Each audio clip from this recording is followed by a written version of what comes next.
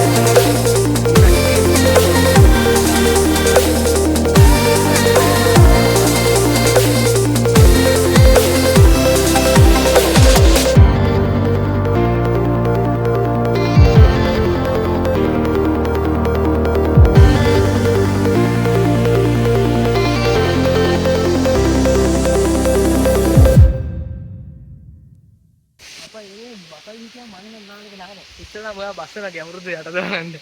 මල්ලි මොකක්ද හිතන්නේ ඇත්තට මේ ගැම? ඇත්තටම මට හිතෙන්නේ මේක මේ අපි ලෝකෙ විදින සුන්දරම අත්දැකීම. පර වැඩි නැද්ද? බර වැඩි නෑනේ. අවුලක් නෑ. හදලාදී.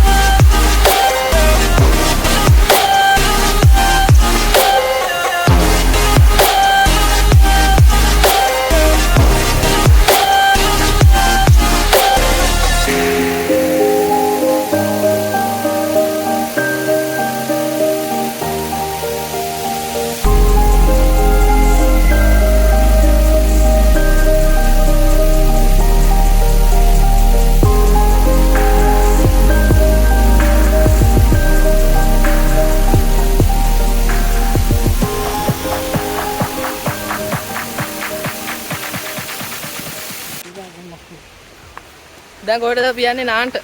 අනියන් ලස්සන පූල් එක. පූල් එක කල්ල ලස්සන කපාන ටිකක් තියෙනවා. මම පේනවනේ. ඔව්. කපාන ටිකක් තියෙනවා ලස්සන. ඉතින් අල්ලන්න පූල් එකක් තියෙනවා. ඔය පූල් එකේ නාන්ට. යා. නෑ බල්ලෙක් කියන බල්ලෙක් පිළිත් වයින්. බලා ආයි කියපන් ජාති සත්ත්වේ ඌ බය වුණා පිස්ස දෙන්නෙක් කෙනෙක්